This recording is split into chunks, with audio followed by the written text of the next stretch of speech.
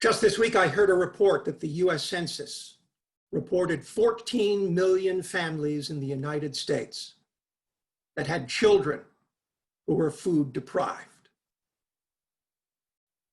We, the richest country in the world, see such great disparity at this time. And as COVID renders more and more people unemployed, we see more and more people searching for food.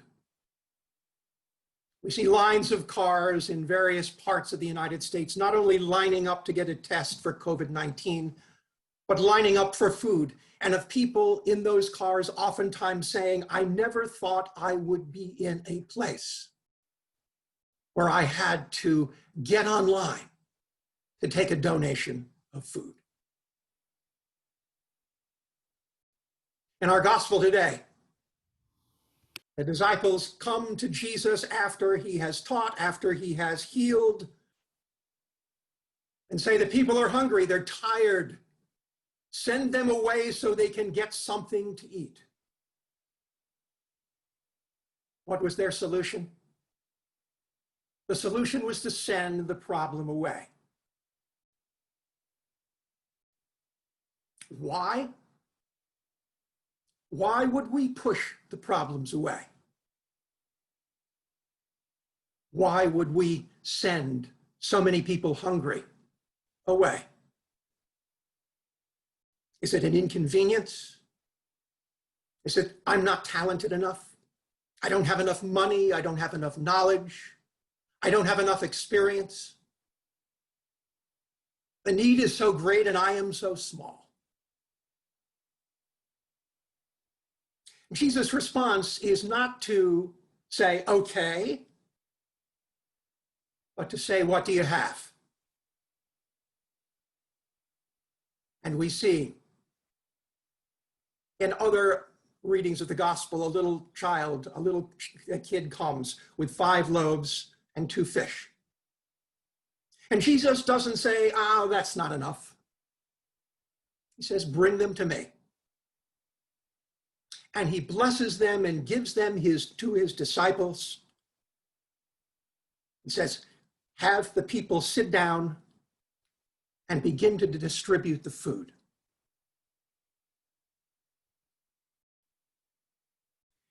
And the disciples, in a moment of faith, go with their master.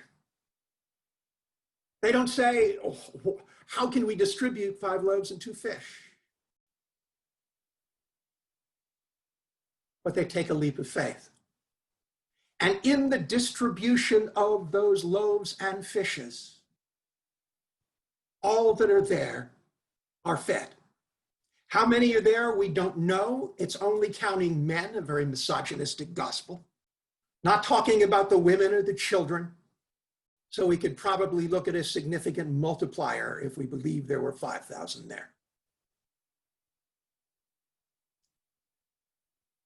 There are some who would say that when things are being distributed, it was a way of shaming the individuals in the crowd to pull out their own food and share their own food so that it becomes the first noted potluck supper in the history of Jesus' disciples. But we call this a miracle. C.S. Lewis, in his book about miracles, says that we are the one major religion that really depends on the miraculous, that depends on God with us, that depends on Emmanuel, that depends on God coming to us in real ways and pointing to the actions of God. Lewis calls this one of the miracles of the Old Covenant, the feeding of people. That this miraculous event of Jesus points to the way in which God, the Creator, provides enough food for all. And we know that there's enough food for all. There's enough food produced on our planet to feed everyone, yet so many go hungry. The global scandal of around 1 billion people who suffer from hunger today. We can't look the other way. We can't say, send them away.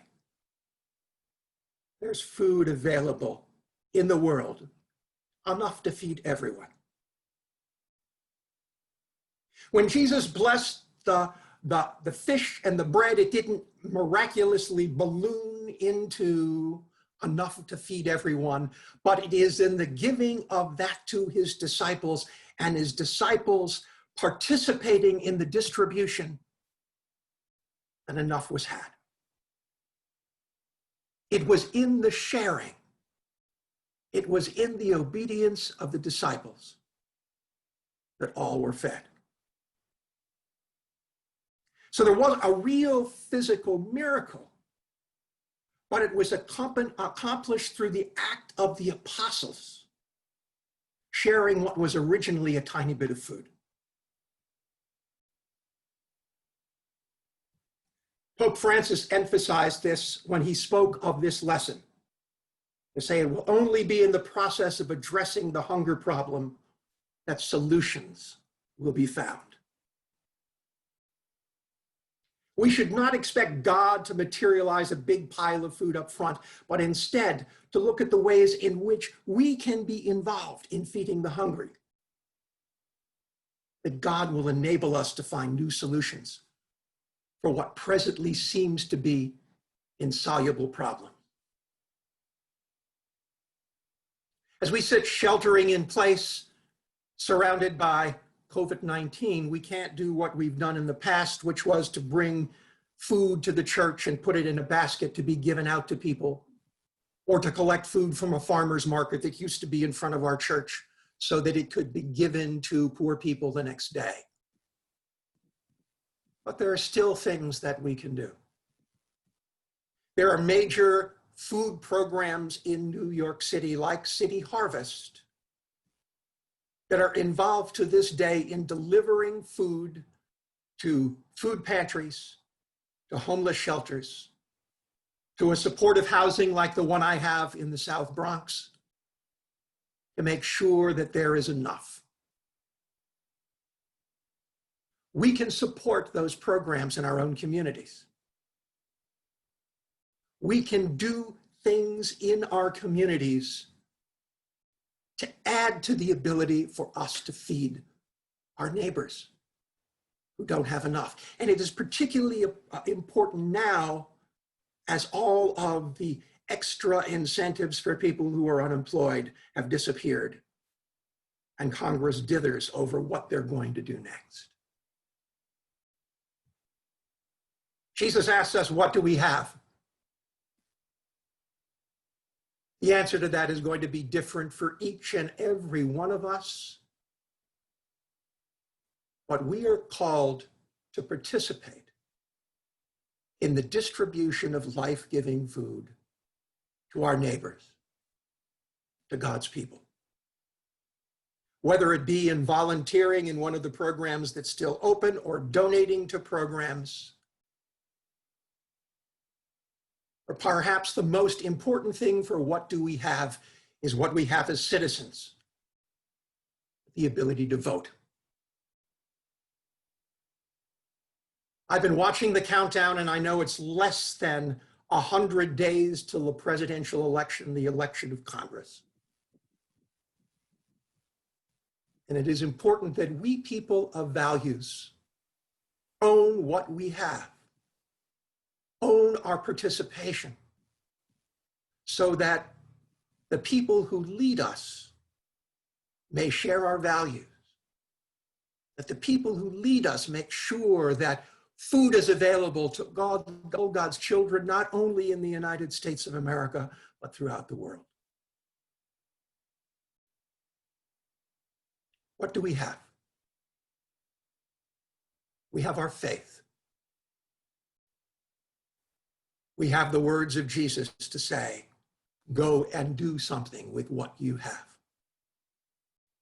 so that those who are hungry might be fed. Amen.